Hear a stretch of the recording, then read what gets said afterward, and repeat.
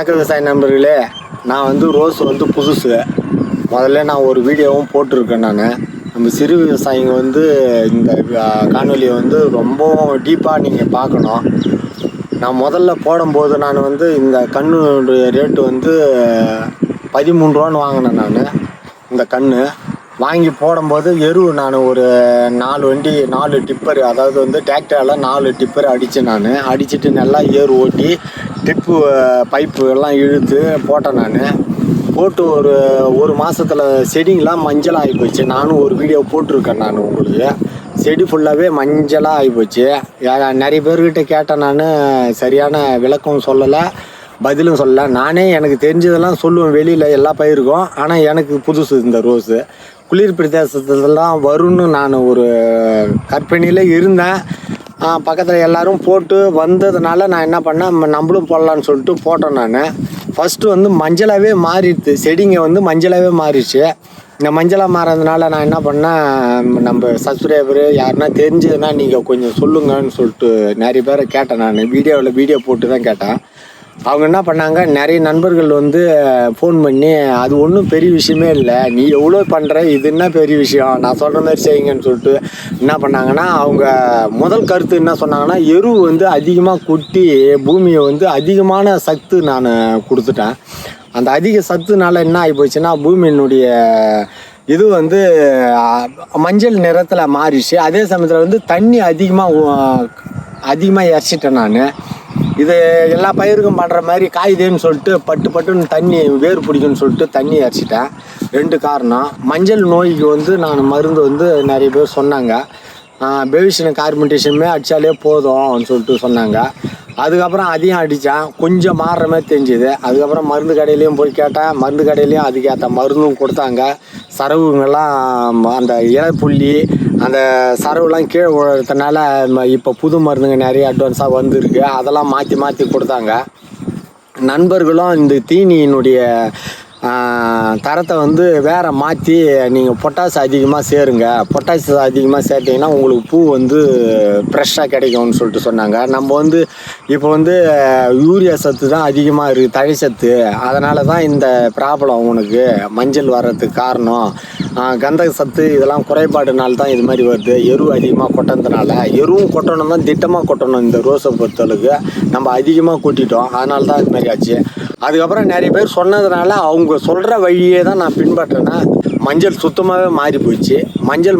அதுக்கப்புறம் 2 கிலோ பூ வந்தது, 4 கிலோ பூ வந்தது, இப்போ 8 கிலோ பூ, 10 கிலோ பூ வரைக்கும் வந்துது. ரேட்டுன்னு பார்த்தோம்னா இது ஒன்றும் பிரச்சனை இல்லை. காலையில் நம்ம வந்து 3 மணிக்கு எழுந்திருக்கணும், அதான் ஒரு பிரச்சனையாக இருக்குது. 3-3:30 மணிக்கு எழுந்திருக்கணும். கஷ்டமாக இருக்கிறவங்க கண்டிப்பாக சந்தோஷமாக வந்து லைட் அடிச்சுக்கின்னு தான் எடுப்பாங்க. பெரும்பாலும் இது நைட்டில் தான் எடுக்கணும். நைட்டில் எடுக்கும்போது நம்மளுக்கு வியாழக்கிழமை வெள்ளிக்கிழமை ஒரு முகூர்த்த நாள்லாம் 200 ரூபா 150 ரூபா விலை போகுது, நல்ல ரேட்டு போகுது. உடம்புக்கும் கொஞ்சம் சுறுசுறுப்பு வருது ரேட்டு போகிற அன்றைக்கி. அதே வந்து சாதாரண நாளில் வந்து 40 ரூபா 50 ரூபா 60 ரூபா வருது, சுறுசுறுப்பு மங்கி போகுது. அந்த ஒரு காரணம் தான், மீதி ஒன்றும் இல்லை. சிறு விவசாயிங்க வந்து தாராளமாக இந்த ரோஸை வந்து பயிரிடலாம், நல்ல லாபம்தான். அதாவது 200 ரூபா போகும்போது ஒரு 10 கிலோனா 2000 ரூபா கிடச்சிடும். அதே வந்து 80 ரூபா 60 ரூபா போகும்போது 10 கிலோனா 600 ரூபா தான் கிடைக்கும். அதை நம்ம வந்து மென்ஷன் பண்ணக்கூடாது. விலை கம்மியாக இருந்தாலும் அதிகமாக இருந்தாலும் நடுத்தரமாக ஒரு 100 ரூபா அளவு நம்ம கணக்கு பண்ணிக்கணும். 100 ரூபா இல்லை 80 ரூபா அளவு நம்ம கணக்கு பண்ணிட்டோம்னா சராசரியாக அந்த ரேட்டு வரும். நம்ம கூலி வந்து நம்மளுக்கு காலையிலே கிடச்சிடும். காலையில் நம்ம வந்து பால் மறாத ஏந்து வந்து நம்ம பூ எடுத்துட்டோம்னா நம்மளுக்கு வந்து சந்தோஷமாக இருக்கும். பூ எடுத்து போய் போட்டோம்னா அது ஒன்றும் நிற்காது, சட்டுன்னு நம்மளுக்கு விற்றுரும். ஒன்றும் பிரச்சனை இல்லை. ரோஸ் நிறைய சிறு விவசாயிங்க போடுங்க, நம்ம ஏரியாவிலையும் போடுங்க, நல்லாயிருக்கும். இப்போ வந்து இதுக்கு வந்து நான் இப்போ முக்கியமாக நான் வந்து பண்ணுற விஷயம் என்னென்னா, நண்பர் சொன்னதுனால மீன் அமிலை வந்து ரெடி பண்ணுறேன். நான் மீன் அந்த தலை, அந்த வால், குடல் அது எல்லாத்தையும் ஒரு டப்பாவில் நான் காட்டுறேன் நாளைக்கு அடிக்கும்போது. அதுதான் முக்கியமான காரணம். இதனுடைய காரணத்தை நான் சொல்கிறதுக்காக தான் இந்த வீடியோவை போடுறேன். நான் நிறைய விவசாயிங்க வந்து சரியில்லை தெரியலன்னு சொல்லிட்டு ரொம்ப இதுவாக இருப்பாங்க. ஒரு மீன் அந்த கழிவுகளை எடுத்துன்னு வந்து ஒரு டப்பாவில் வந்து ஒரு 2 கிலோ இல்லை 3 கிலோ அளவுக்கு அதில் கொட்டிடணும். 3 கிலோ சர்க்கரையை அப்படியே அதில் கொட்டிடணும். தயிர் இருந்ததுன்னா 1 லிட்டர் தயிர் அதில் அதே இதில் போட்டுடணும். போட்டு நல்லா குலுக்கி நீ கார்க்கை போட்டு மூடிடணும். மீதி எதுவுமே நீ செய்ய தேவையில்ல. நீ அதை போடணும் இதை போடணும் எதுவும் செய்ய தேவையில்ல. நாட்டு சக்கரை இருந்தாலும் நாட்டு சக்கரை போட்டுடலாம். அது 20 நாள் சென்று நம்ம அடிக்கும்போது இந்த செடிங்களுக்கு வந்து ரொம்ப சத்து அதிகமாக ஆகி போகுது. அதாவது வந்து ஒரு 1/2 லிட்ரு அதில் வடிகட்டி 1/2 லிட்ரு ஒரு டேங்க்கு 10 லிட்ரு டேங்க்கு 1/2 லிட்டருனா போதும். நம்ம அதிகமாக அடித்தாலும் ஒன்றாகாது, செடி ஒன்றாகலை. நானும் வெறும் அந்த ராவாவே அதை எடுத்து நான் போட்டு பார்த்தா செடியெலாம் ஒன்றும் ஆகலை. நம்ம பயப்பட தேவையில்ல. நீங்கள் அதை அடிக்கும்போது என்ன ஆகுதுன்னா அந்த ரோஸுக்கு வந்து ஃப்ரெஷ்ஷாக அது வந்து தழை வந்து நல்லா வருது பாருங்கள். நீங்களே பாருங்கள், தழை நல்லா வருது, மொக்கு நல்லா வருது பாரு. இது வந்து இப்போ உருவாகுது. இது வந்து உருவாகுது. இது உருவாகிடுது. இது வந்து நாளைக்கு பூ எடுக்கலாம். இதை நாளைக்கு பூ எடுக்கலாம். எல்லாமே மொக்குங்க எல்லாமே இருக்குது பாருங்கள். அந்த மீன் அமிலம் வந்து நல்லா டானிக்காக வேலை செய்யுது. நம்ம போய் கடையில் போய் அதிகமாக காசை கொடுத்து நம்ம வாங்கின்னு வருவோம். டானிக்குன்னு சொல்லிட்டு வாங்கின்னு வருவோம். நம்மக்கிட்டே இருக்குது. நம்ம அதை ஒரு சாதாரண மீனுங்க வந்து வேஸ்டான மீனுங்களை எடுத்து போட்டு நம்ம அதை ரெடி பண்ணிட்டோம்னா அது ஒரு டானிக் சரியான ஊட்டச்சத்து ஆகி போகுது.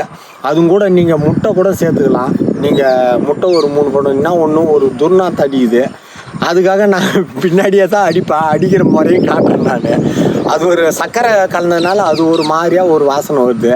இருந்தாலும் என்ன பண்ணுறது, விவசாயம் பிறந்துட்டோம். நம்ம எதனாவது அடிச்சு தான் ஆகணுமே. மருந்தே அடிக்கிறோம், இதை அடிக்க மாட்டோமா, இதை அடிக்கிறான். இது ஒன்று தான் இதில் வந்து முக்கியமானது. அது நோய், அந்த பூச்சி விரட்டுது. அது பூச்சியே விரட்டுது, புழு சாவலை. இருந்தாலும் பூச்சி வந்து வரமாட்டேங்குது, அதிகமாக வரமாட்டேங்குது. இதுக்கு பூச்சின்னு பார்த்தீங்கன்னா இந்த புருட்டோனியா புழுன்னு சொல்லிட்டு ஒரு புழு இருக்குது. அந்த புழு மட்டும்தான் இதுக்கு வருது அதிகமாக. அதுக்கு வந்து மருந்துங்க நிறைய இருக்குது. அது கோரைஜான்னு சொல்லிட்டு ஒரு மருந்து இருக்குது, இன்னொரு மருந்தும் இருக்குது. அதை நம்ம அடித்தோம்னா அது வந்து செத்து போகுது. அந்த புருட்டோனியா புழு செத்து போகுது. மருந்துன்னு பார்த்தோம்னா 20 நாளைக்கு ஒரு நம்ம மருந்து அடிக்கலாம். மருந்து அடித்தோம்னா அது மருந்து அந்த பூச்சினுடைய கண்ட்ரோல் வந்து புழு வரல நம்மளுக்கு. இது வந்து கரெக்டாக 6 மாத செடி. இப்போ இனிமேல்ட்டு பூ அதிகமாக பூக்க ஆரம்பிக்கும். நாங்கள் எப்படி தான் எடுப்போமோ தெரியல. அதான் ஒன்று, நைட்டில் ஏந்து வரணும். அது ஒரு பிரச்சனை மட்டும்தான் இதில். காலையில் நம்ம ஏந்து வரும்போது ரொம்ப கஷ்டமாக இருக்குது.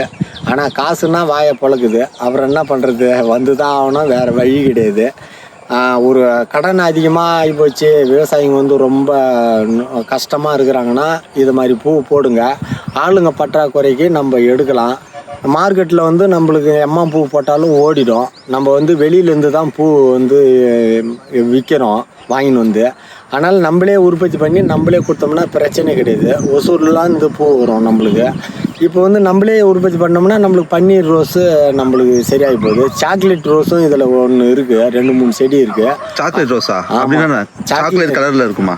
சாக்லேட் ரோஸ்னால் அது அதனுடைய வெரைட்டிஸ். அது சாக்லேட் அது என்ன டிஃப்ரெண்ட்டு நான் காட்டுறேன். அந்த பூவும் காட்டுறேன் நான். நல்லா பூ அதுவும் வருது. பெசாத இது இல்லாமல் அதே ரேட்டு இருந்ததுன்னா அது ரேட்டு அதிகம். அது இதை விட ரேட்டு அதிகமாக விற்கிது. எப்பயுமே 150 ரூபா கம்மி இல்லை. இது 200 250 வரைக்கும் விற்கிது அந்த சாக்லேட் ரோஸுன்றது. அதையும் நான் காட்டுறேன், நீங்கள் பாருங்கள். இந்த டானிக்கை பொறுத்த அளவுக்கு இந்த மாதிரி செஞ்சு நீங்கள் அடிச்சிங்கன்னா உங்களுக்கு மகசூல் நல்லா வரும். மணிலாவுக்கு அடிக்கலாம், எல்லா பயிர்களுக்கும் அடிக்கலாம். இதை உண்மையிலே நான் இந்த ரோஸை வந்து வேஸ்ட் ஆகிட்டணும்னு நினச்சிட்டு நான் என்ன பண்ணிட்டேன், கருவேப்பிலை சைடில் நட்டுட்டேன் நான். இது எங்கடா இந்த ரோஸு சரி வரப்போகுதுன்னு சொல்லிட்டு நிறைய நண்பர்கள் வந்து சொன்னதுனால, அவங்க சொன்னது மாதிரியே செஞ்சதுனால இன்றைக்கி வந்து நல்லா இருக்குது, பூ நல்லா எடுக்கிறேன். அவங்களுக்கு ரொம்ப நன்றி. இது வந்து நம்ம இந்த காணொலியில் போகிறது வந்து நம்மளுக்கு நல்லதும் இருக்குது, பிறருக்கு நம்ம சொல்கிறது வந்து நன்மையை நம்ம சொல்கிறோம். அவங்களும் வந்து இது மாதிரி மஞ்சளாக ஐயோ ரோஸ் போட்டோம் வேஸ்ட் ஆகிடுச்சேன்னு சொல்லிட்டு அவங்க வருத்தப்பட்டுருந்தாங்கன்னா நான் சொல்கிறது அவங்களுக்கு பயனுள்ளதாக இருக்கும். உண்மையிலுமே நம்ம வந்து நம்ம நல்லா இருந்தாலும் இன்னொருத்தவங்களும் நல்லா இருக்கணுன்றத கான்ஸ்டெப்புக்காக தான் நான் இந்த வீடியோ போடுறேன். நான் இப்போ வந்து நம்ம ரோஸில் வந்து நிறைய வகை இருக்குது. இதில் தெரியாமல் ரோஸுங்க வந்துருக்குது. அந்த ரகத்தையும் பார்ப்போம் வாங்க. அது இப்போ போவோம். சாக்லேட் ரோஸுன்னு சொன்னால அதை காட்டுறேன் நான் வாங்க. மூக்குத்தின்னு ஒரு ரோஸ் இருக்குது, அதுவும் நல்லா வருது. இதில் வந்ததெல்லாம் நம்ம கழனியில் எல்லாமே நல்லா தான் வருது.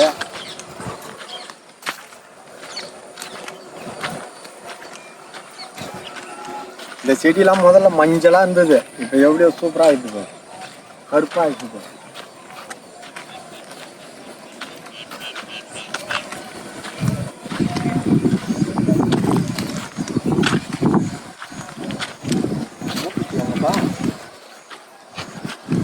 அப்படியே வா மூக்குத்தி பார்த்து போயிடும்.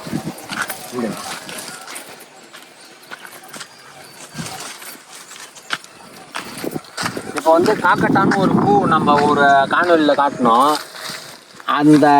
அதில் வந்து இந்த மூக்குத்தி வந்து இப்போ பறித்து காட்டுறோம் பாருங்க. இதில் வந்து முள் இருக்கும்.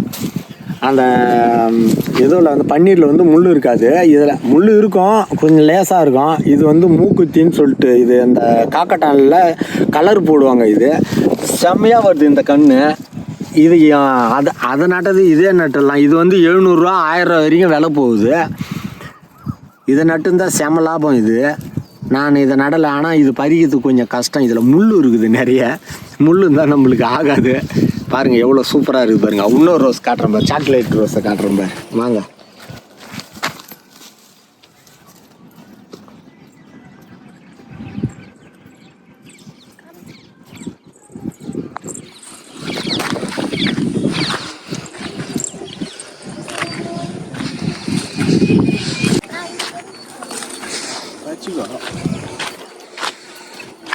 என்னப்பா சாக்லேட்டு இங்கே இருந்துதாப்பா.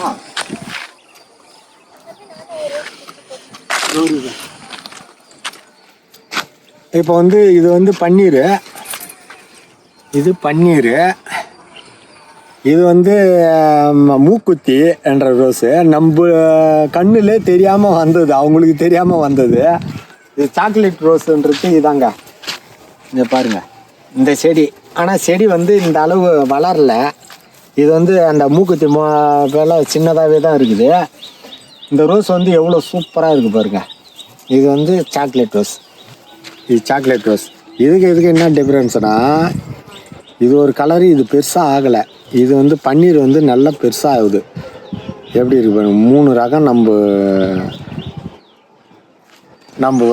ரோஸில் வந்து இருக்குது. 3மே நம்ம ரோஸில் சூப்பராக இருக்குது. மருந்து டானிக்கெலாம் நான் ரெடி பண்ணி அடிக்கிறதுனால நல்லா இருக்குது. நீங்களும் வந்து இதை மாதிரி செய்யுங்க. செஞ்சு நல்லா இருக்குதுன்னா ஒரு நம்ம கமெண்ட்டில் சொல்லுங்கள். எனக்கும் ஒரு சந்தோஷமாக இருக்கும். நம்ம சேனலை சப்ஸ்கிரைப் பண்ணுங்கள். நன்றி, வணக்கம்.